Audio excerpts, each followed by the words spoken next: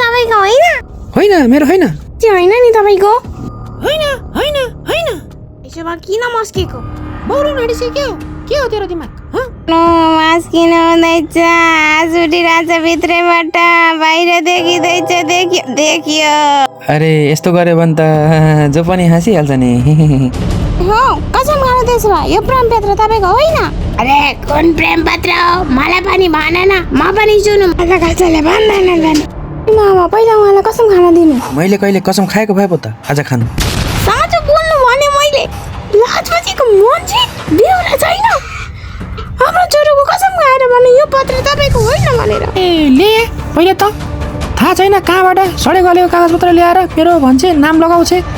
ले खान्छु कसम यदि झुटो कसम खानुभयो भने छोरो अहिले मर्छ फ्याट गर्दै के भन्नुभएको मामु खानु कसम खानु मलाई किन मार्न हाल्नु भएको आमा बुढी हुनुहुन्छ आमाको कसम खानु न मेरो अरे मलाई पहिला भन त सही केले जेठो पक्षीले मलाई पनि त भन के हो बुहारी भन त अहिले एकचोटि पढिसके फेरि पढ्न सक्दिनँ उहाँको तन्नेरीपनको कथा उनीहरूलाई केही बाँकी छ र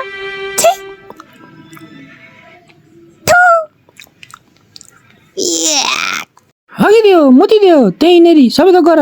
त्यति पनि नराम्रो लेखेको छैन त्यहाँनेरि छिची गर्न थु गर्नलाई दिनु म पाड्छु मेरो प्यारो रासबारी यो रासबारीको हो उहाँ नै हो उहाँको रासबारी मन परेको होला त्यही भएर रासबारी मेरो रसबारी पुरै खानालाई मन पर्छ त के सबैसँग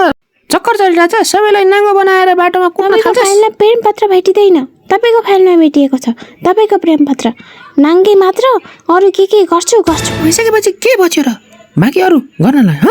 छाला आउँदै हेर्छु पर्खिनु न त्यसपछि हड्डी पनि भाँचिदिनु त्यसपछि मान्छे बेची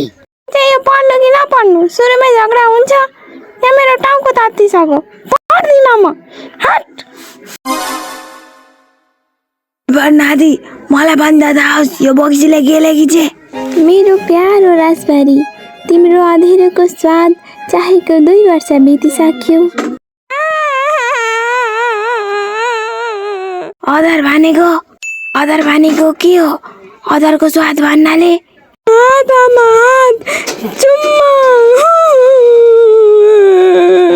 अधरो मतलब चुम्माको स्वाद चाहेको 2 वर्ष बितिसक्यो धेरै याद आउँछ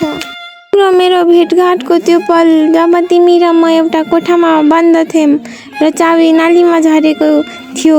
त्यतिखेर तिमीले मेरो ओठलाई छोएर मेरो गीत अमर गरेको थियो त्यो रातको नशा अहिले नि मेरो आँखाबाट गएको छैन त्यो बोक्सीले तिमीसँग बिहे गरेर तिमीलाई पाए पनि हाम्रो सम्बन्ध त्यो झुटो बिहेपछि पनि सधैँ चलिरहनेछ सधैँ जीवनभरि सधैँभरि मेरो लागि कति भाडा माझ्यौ कि त्यसको लागि पनि भाडा माझ्छौ यो जरुर भन्नु यो तिमी त्यसको लागि के गर्छौ भाडा माझ्नुहुन्थ्यो म त सोच्न नि सक्दिनँ यसको बाउले पनि जोको दिएन मरेर गयो यसले के हुन्थ्यो अझै अरू के छ अरे यार नचाहिने कुरा सुन्नलाई कति छटपटाउनु भएको तपाईँ कसको पत्र हो सुन्नु पर्यो खबै तपाईँले अन्त सुन्नु परेन बस्दै चढेर गपिसक्नु छैन सुनेको तिम्रो छोरा जन्मियो अरे छोरोको के नाम राखेको छौ त्यो पनि भन तिम्रो यादमा पिलपिलाइरहेछु तिम्रो प्यारी उर्मिला मतलब छम गुड्डी तिम्रै गुड्डी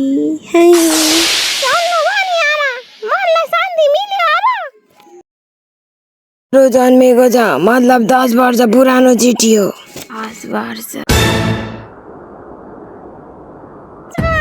त्यति बेलादेखि चलिरहेछ